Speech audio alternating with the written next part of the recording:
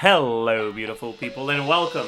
Hi to the patch 5.6 Part 2 banner review. We have a Kinich rerun and a Raiden rerun. No new units here, so my thoughts on all of these units have somewhat settled, but with the potential of co-op becoming more impactful starting next patch, I am going to be talking about some co-op stuff relating to these units, which means there's going to be a lot of stuff I haven't talked about on YouTube yet. So without further ado, let's talk about Kinich. Kinich is a character who is very well balanced. Kinich is a unit that actually has skill expression in his kit in a way that I personally consider to be impactful, where depending on how good you are at him, he can range from pretty whatever to actually pretty good. Even if you're really dog shit playing him, Kinich is not a bad character. And even if you're the best Kinich player in the world, he's not Maoika. So that range of power is not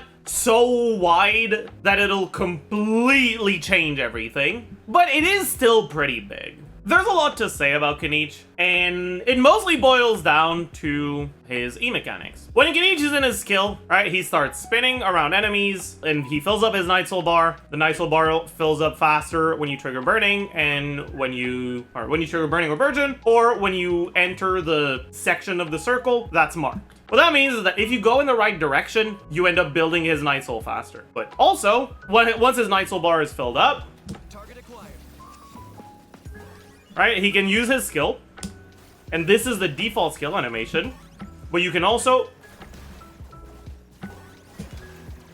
make it a lot faster if you start holding it and then immediately release it. What that means is that if you go in the right direction and do a short hold on his skill, he ends up getting his cannon shots out much faster. I got him cornered.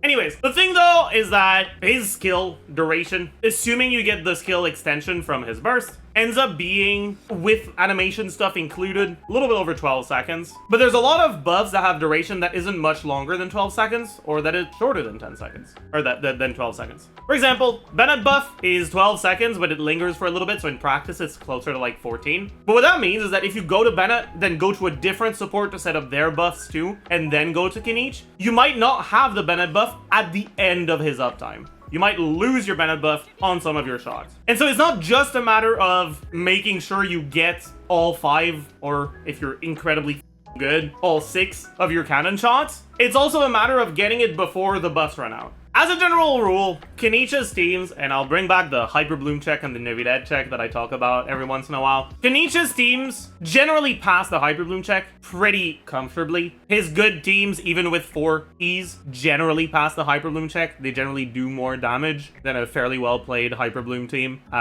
KQ Considered Investment. But they don't really pass the Lynette check, right? They don't really out-damage Lynette's teams unless you start getting more than 4 Scale Spiker cannons. And even if you do, they don't always pass it. And as a quick little reminder, the reason why I use the Hyper Bloom and teams and Lynette teams as my benchmarks for DPS is because both are incredibly easy to play and straightforward while also being pretty easy to build. And so if a character is harder to play and doesn't pass the Hyper Bloom check, for example, then someone who cares about meta probably will not enjoy their experience playing them. When it comes to Kinich, while you need to play him really well for him to pass the Lynette check, I think it's also important to realize that he ends up using units that are very different from the units that Lynette uses. And so he's not directly competing with Lynette most of the time. He's a unit that really likes attack buffs, so he often competes with characters like Maoika. And obviously, there isn't a character in the game as of now that passes the Maoika check. So obviously, if you're comparing to Maoika, it'll be worse. Here's the thing though, Genshin is moving in a direction to like elemental checks. Back in the early days of Genshin, people talked about pyro carries being incredibly important because the very first Abyss had pyro damage bonus on floor 12 and a bunch of cryo enemies. But after a few patch cycles, they ended up removing ley lines from Abyss, and they only brought them back fairly recently. But on top of ley lines, they also are introducing bosses with specific interactions that heavily restrict your team building. For example, the Lava Dragon statue is very painful to do with Hydro and Cryo units on your team. The new Escoffier boss, right? The boss that drops Escoffier's material, the second Secret Source Automaton, the Cryo one, is gonna be pretty much impossible to do without a Cryo unit in Abyss, because the Abyss version has 380% resistance if you don't hit it with Cryo. Current Abyss has a pretty big elemental skill Dendro damage bonus, that's what Kinich does, and has an enemy that wants you to apply a bunch of Pyro while also having pretty high Pyro resistance for a good portion of the fight, which means that characters that have a lot of Pyro application in their team that are not Pyro themselves have an advantage. This Abyss is incredibly good for Kinich. And the reality is that they're pretty likely to keep doing this. Not for Kinich specifically, but for characters in general. And so more and more, getting alternative carries to your strong options can start becoming appealing.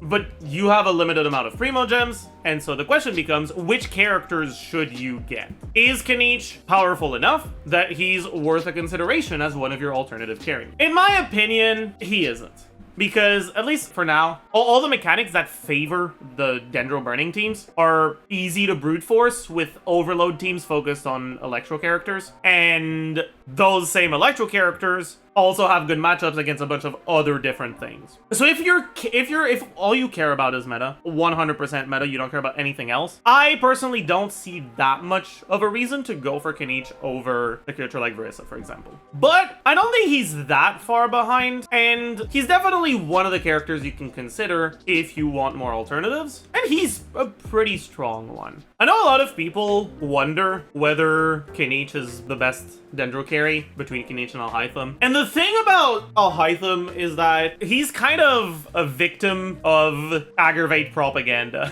Fischl being as broken as she is in Dendro teams, and Shilonen not shredding Dendro, leaves Quicken teams that are focused on Dendro damage instead of Electro damage with very few good options. Right now, Alhaitham ends up being used, at least in his strongest teams, in Hyper Bloom / Quick Bloom instead of like pure Quicken or Aggravate, despite the fact that his kit is really good for Quicken and Aggravate.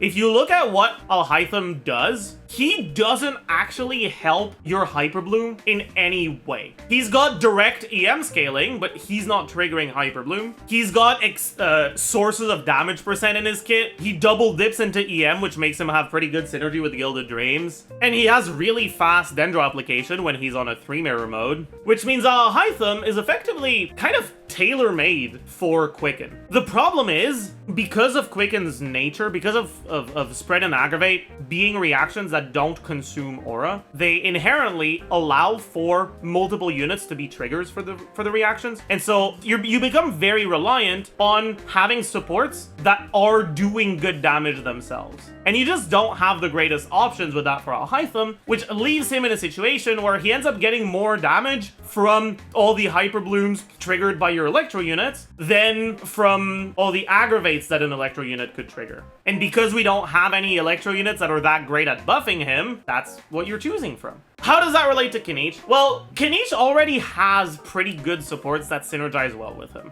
And so, right now, I would say that Kinich is pretty comfortably the strongest Dendro carry. But that's with him having supports that work well with him, and Alhaitham not having supports that work well with him. What that means is that I think that Alhaitham is more likely to get stronger teams in the future with new character releases than Kinich is. But at the end of the day, that's all obviously speculative. I'm not Hoyo, I'm not the one deciding what sort of characters they design. And if they don't give a shit about Alhaitham and they don't want to give him new teammates, then they won't, and that'll be that. And Kinich is gonna stay on top. One of the nice things with Kinich is that he's got some pretty decent early cons and a pretty strong signature, which is another thing that he has over Alhaitham. Alhaitham's constellations suck. If you're someone who really likes Kinich and you want to use him and you're willing to go for cons or signatures on characters, you actually can make your Kinich stronger than a C0 Maoika with a few cons. But yeah, I don't recommend spending money on this game. All right, don't spend money on this game. But I know that just because I promote free-to-play gameplay, that doesn't mean that whales don't exist. And so I still think it's worth mentioning. Another nice thing with Kinich is that his first 3 constellations are all individually pretty decent, which means that if you end up getting a double Kinich on a 10 pull, you're not gonna feel like you have to go for C2.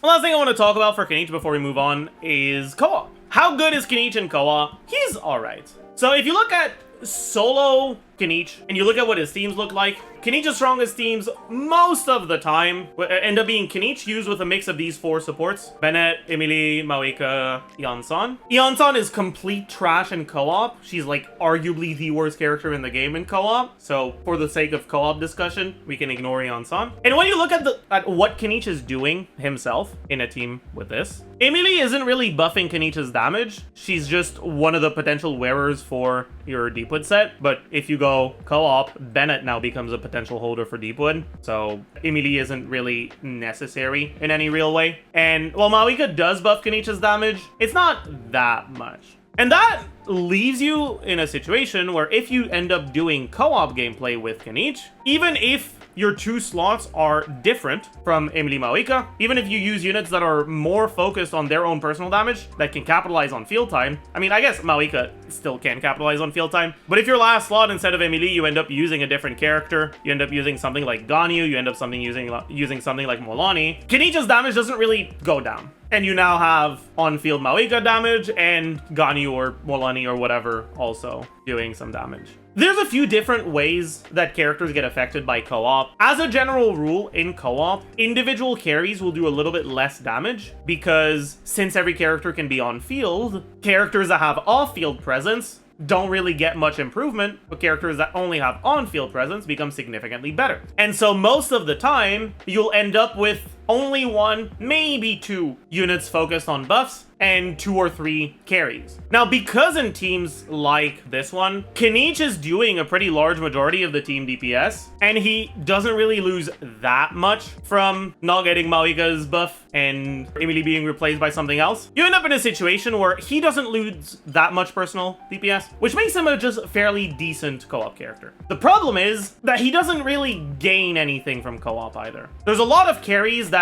when you play them in co-op actually gain things. For example, Molani, when you're not incredibly sweaty using pyro-infused sucrose burst as your source of elemental application, or only Guoba or shit like that, Molani is often doing 18-second rotations because of Maoika or 20-second rotations because of Shambling. In co-op, you get about 9 seconds of skill, then 6 seconds of cooldown, and then you can do another rotation after 15 seconds instead of 18 or 20. And so she outright hits more times in co-op. Ganyu, instead of having to swap out for like 6 seconds or 8 seconds every 20 seconds, gets to stay on field the whole time. So you end up with like double the amount of charge shots. And you end up with significantly more DPS. Because of Kinich's cooldowns, he doesn't really gain too much from co-op. You can do Sacrificial Greatsword Kinich, but from what I've looked at, Sac Kinich, because Sac Greatsword is a lot worse for his personal damage, is honestly pretty comparable to Serpent Spine Kinich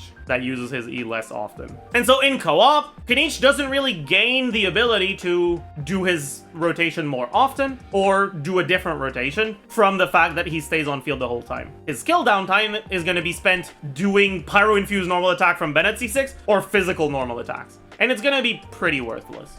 But because he's a fairly decent co-op character to begin with, he's still overall pretty solid. One additional thing that's worth mentioning is that Scrolls of Cinder City is like incredibly broken in co-op to the point where you run it on carries, which means that any carry that is from Natlan already has a major advantage over other characters just because they can use Scroll. That means that in co-op, Kinich is actually a very competitive option, even in Quicken teams, where he doesn't get any additional Scale Spiker cannons from the Burning, just because he can be one of the wearers of Cinder City. And his damage isn't awful either when you play him in Quicken. Overall, I would say that Kinich, for a co-op character, is pretty average. He's okay. He's not the best, but he's not awful either. But that means that if you're a Kinich main, you will be able to use him in co-op. And if you're a Kinich main who really loves Kinich and wants to get get cons and or sigs on him, you actually might end up in a situation where Kinich is the best unit you can bring. Next, let's talk about Raiden. Raiden is so funny because she's actually a pretty good character, but only because of her skill.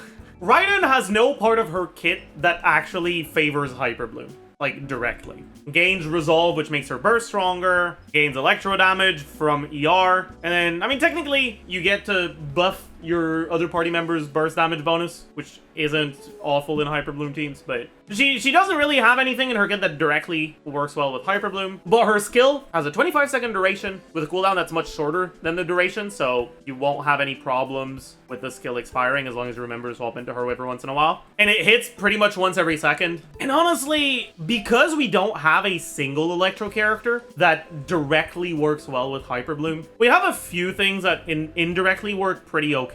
For example, Kuki increases her own damage and healing based on her EM. The thing is, the damage increase is nothing. The numbers on it are so incredibly small. Like, for comparison, 25% of her EM on each hit. One mirror proc from Alhaitham is 220 of his EM, and he gets 3 every time his mirrors proc. So it's like 700. He gets 25 per skill proc. Like, we need to realize that this is a cosmetic ability. The healing amount is a little bit nice, but the damage is like pretty much completely cosmetic. But that means that in terms of damage, we don't actually have a single Electro unit that is good for Hyper Bloom, like in terms of direct kit mechanics. Which means that the only thing that really matters when it comes to an off-field Electro trigger for Hyper Bloom is how often they hit with Electro. And Raiden hits with Electro very often with really good uptime and no ER requirements, which means you can build full EM. That means that Raiden is just outright the best Hyper Bloom trigger. She doesn't have healing, so sometimes Kuki will be preferable, but just in terms of damage, Raiden is the best. And honestly, it's not really close. Raiden is noticeably better than all the other Electros as an off-field Electro for Hyper Bloom. When it comes to stuff outside of Hyper Bloom, honestly, Raiden isn't very good. Already when she came out, her best teams relied really heavily on other characters' damage, with Rational having Xiangling do more damage than Raiden. Even the like quote-unquote hyper carry Raiden teams had a bunch of damage from Sara and Kazuha. Nowadays, when you play Raiden as a carry, a lot of people end up using her in overload teams. But in those teams as well, she ends up being less than half the team DPS. And just in terms of damage, she just doesn't really compare with more recent Electro carries. What that means is that if you like Raiden and you want to play her on field with her burst, honestly, you're gonna have to accept that your team is gonna get carried by Xiangling or by Fischl or by whoever else you end up using. But in Hyper Bloom, she actually is pretty good. The problem is, like I have hopefully hammered in enough already, we still don't have an actual dedicated Electro unit for Hyper Bloom. Which means that if Hoyo ever decides to release one, Raiden as a Hyper Bloom trigger will become a wet noodle in comparison. And that means that if you're thinking of pulling her for Hyper Bloom, it's a wish that it'll get invalidated in the future. If you already have Kuki, because Raiden isn't that big of an upgrade over Kuki in a Hyper Bloom teams, personally, I don't think Raiden is worth going for Hyper Bloom. Unless you just really like her, and you're someone who is willing to play her in a Hyper Bloom team, as long as she's on your team. What about CoOp? Raiden is a unit who, in CoOp, bursts at the same frequency, which means that her only real improvement in CoOp is her skill. Her skill gets applied to the whole team, which means your skill now procs 4 times as often. Crazy, right? Well, additional skills in CoOp only do 20% of the original damage. You only get 60% more skill damage, which is pretty bad. However, her skill has standard ICD, which means it hitting 4 times more often does actually generally translate to about 4 times more Electro application, which makes Raiden in CoOp an actually pretty powerful Electro applicator. Arguably the fastest Electro applicator in the game in CoOp. Raiden by herself can almost keep up in terms of Electro application with 3 Pyro characters attacking at the same time in a Chevreuse team. And that creates a situation where full EM Raiden is actually a pretty decent option in overload teams in CoOp, but not quite so good that she's going to be your best option, because generally you will end up having better results if you just use Cinder City Veresa instead. But she's still pretty decent.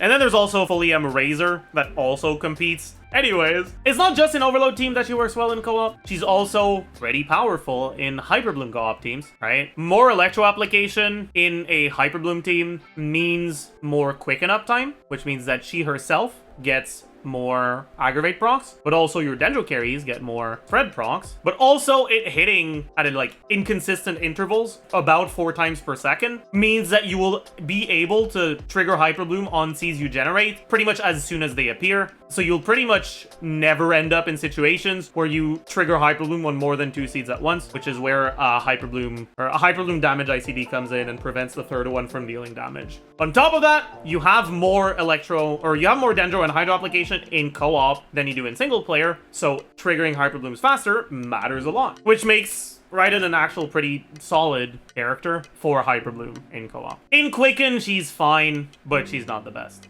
I also don't think she's all that worth pulling for co-op specifically, but if you like her, she'll actually be able to shine pretty well in co-op, as long as you're playing with people that are willing to build teams that actually work well with her. Yeah, that's pretty much it for her. So now let's talk about the 4 stars. We've got Lynette, Sara, and Thoma. I guess let's talk about Lynette first. Lynette is a VV character, which makes her inherently always usable. There is no such thing as a VV character that is going to end up being worthless in a team. Compared to other VV characters, she's not the best. But if you like her, you can always put her on your team instead of another VV, and you won't be losing out on that much. If you end up getting Lynette's constellations, mainly her C6, you can use her as a carry, and C6 Lynette is not that much worse than Chao as a plunge carry, which is very funny. Getting Farina's C1 for a Lynette carry team makes it about as good as a Xiao team with Farina C0. So for the same amount of 5 stars, Lynette carry is about as good as Xiao, which is pretty funny.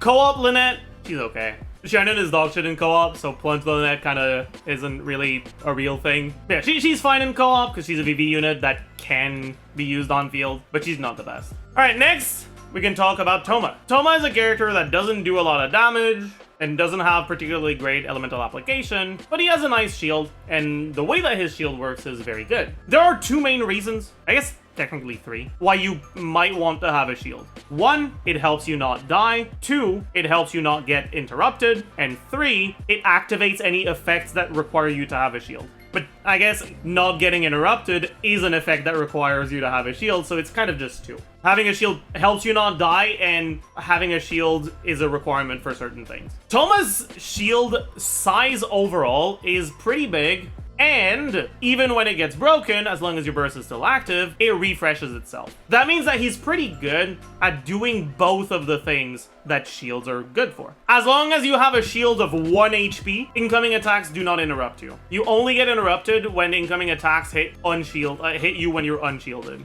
And so, all in all, Thoma's actually pretty good shielder, but the problem is that he has very little offensive utility, and Genshin is not a game where characters can be good with just defensive utility, unfortunately. Which leaves Thoma in a spot where he's a good shielder, but he's not a good unit. He's still usable, right? His C6 gives you a small normal charge and plunge attack buff, and he's Pyro, which means that any team that uses Bennett gets Power Resonance if you use him as your defensive unit. And because of that, Thoma ends up seeing some play in Kinich teams, in the Lion teams, in Wanderer teams sometimes. And he can be pretty nice in those teams, but he's not particularly amazing. And the results will be noticeably worse than if you're using a unit focused on damage. One nice thing for Klein specifically is you get to use Calamity of Eshu. Eshu is a pretty major upgrade over Finale of the Deep, so when you look at free-to-play weapons, Thoma enabling good uptime on Eshu actually matters a lot for Klein specifically, which actually does put him in the pretty decent unit territory, because now he's not just giving you a little bit of damage percent, power resonance, and a shield, he's also giving you a lot of stats through enabling Eshu. But he's still not better than the more offensive focus units. And finally, we have Sara. Sara is not a very good unit. Her attack buff does not last for very long. It only lasts for 6 seconds. You can miss the attack buff because it doesn't apply to active character. It applies to characters that are inside the AoE of her abilities. And if your characters move, sometimes you'll move outside of it. It's actually something that I noticed a lot when I tested Sara with Verissa teams. Very often, Verissa's enemy tracking made her move so much that it would put her outside of Sara's AoE when the things exploded, so you would just miss that. And Sara's a unit that's very constellation dependent. Her C6 gives 60 electro crit damage, and without this, she's like a really bad damage buffer, even without accounting for her uptime. When you have it though, she is pretty decent at buffing. It's just mainly the uptime that can be a problem, but that problem gets not removed, but heavily alleviated when you're using units that either can swap out often, like Verissa, or that have a relatively short uptime, like Chlorinde or Raiden. Which means that Sara is a viable unit in Chlorinde, Raiden, and Verissa teams, but she'll be a lot harder to play than your alternatives, because your rotations will change a lot if you want to go refresh your buffs at the right times. Except for Raiden, where you only have to activate it once. But funnily enough, Sara is actually one of the units that gains the most from CoOp. Because what are the downsides to her buff? Bad uptime only applies to the active character. Well, guess what? In CoOp, you get full uptime on it, and every character is an active character. Which means you actually get full value from her buff in CoOp. And that makes her an actually pretty decent unit in CoOp. She's not like insane broken, because at the end of the day, she herself doesn't have that much damage, but she is an actually pretty good one. But if you really, really like Sara, rejoice for CoOp gameplay. And that's it for the characters. I'd say that overall, this character banner is not the best. Lynette, pretty underwhelming for most people. If you don't particularly like her, if you're only caring about meta stuff, Lynette is worse than other Animo units as a support, and also worse than other Animo units as a carry. Thoma can be a fine defensive option on specific carries teams. At the very least, one of those teams is a Kinich, and Kinich is on banner, so at least it makes sense for him to be there. He also can be used on Raiden teams, but I think that's a little bit more sus because Raiden already has infinite resistance to interruption in her burst, and Eshu is not a polearm, so it's mostly Kinich for the on-banner characters. And then Sara, obviously not very good with Kinich, but she's alright with Raiden. If you're a Kinich player, these supports aren't really great for you. So if you're someone who considers going for characters constellations, you like Kinich, you already have him, and you're wondering if you should go for constellations now or wait for a rerun, it's very likely that the next banner will be better because this one isn't very good. For Raiden, Sara's pretty much always going to be with her, so it's mostly about the other two, and they're also not the best. So overall, pretty underwhelming banners for sure. Next, let's talk about the weapon banner. So obviously we've got Kinich and Raiden's respective signature weapons. The 4-star weapons, we have Stringless, Lion's Roar, Dragon's Bane, Fav Greatsword, and Eye of Perception. Eye of Perception, pretty bad. Fav Greatsword, nice to have, but honestly, there's not that many Claymore characters that want to use Fav, so out of the Fav weapons, it's arguably the worst one. Dragon's Bane, good for EM Raiden, we're Poggin. Good for Hu Tao, I guess, but Lion's Roar, honestly, not very good anymore. Finale's just too powerful, which makes Lion's Roar just kind of ass in comparison. Stringless, pretty decent option on a few characters. Stringless is by far the most appealing weapon on this 4-star lineup, but honestly, it's not that great either. This 4-star lineup is really bad, significantly below average. And then the 5-star weapons, Kinich's signature is obviously quite good on Kinich. Kinich is one of the characters that has the smallest difference between his signature and the next best weapon for him that's been released recently. There's been pretty massive power creep in terms of signature weapons, and while Kinich's sig is good, Mawika's sig has a lot of its effects that work well with Kinich. Not all of them. You don't get full duration on it, for example. But it puts you in a situation where Fang of the Mountain King is better than the alternatives, but it's not that much better. And so if you're considering getting upgrades for Kinich, while this is good, it's not your only option, and you won't be that far behind if you end up going for a signature for a different character and using it on Kinich when you play him, which makes it a pretty low impact weapon, and to me, makes it much more important what else is on the banner. Because you might get Engulfing on the way, and you are gonna get a bunch of copies of these 4-star weapons. So the fact that the 4-star weapons are really bad, and that, well, we'll talk about Engulfing in a second, it creates a situation where if you have multiple Claymore characters you use as carries, and a different character that you use can't use this weapon well, maybe getting their signature, and sometimes using it on Kinich, will lead you to a more favorable outcome. So unless you really, really like Kinich specifically and only him, it's just okay. Engulfing is kind of a funny one. Engulfing is a really good weapon on Xiangling. It's a good weapon on carry Raiden, but carry Raiden is worse than Hyperbloom, so unless you're a massive Raiden simp, that doesn't matter. And so Engulfing is, honestly, to me, more appealing as a weapon for characters like Xiangling or characters like Escoffier even, than for Raiden herself. That means that if you use one of those characters and you currently don't have a good 5-star weapon for them, while I wouldn't recommend going for Engulfing, the fact that Engulfing is a second weapon for Fang of the Mountain King is pretty impactful for people that want to get Fang for Kinich. If you're a Kinich player who's choosing between the character banner and the signature banner, if you also play characters that use Engulfing, I'd probably lean a little bit more towards R1 instead of C1. And that pretty much does it. This banner overall for Kinich players is okay if you want Engulfing, but pretty bad if you don't. For Raiden players, Fang of the Mountain King is a pretty specific weapon, so not the best. Like I said earlier, character banner also not the best. This is one hell of a skip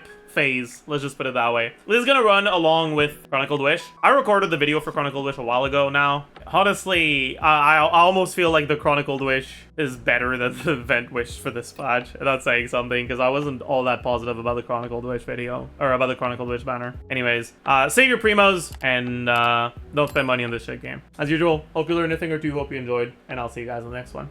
Bye, YouTube.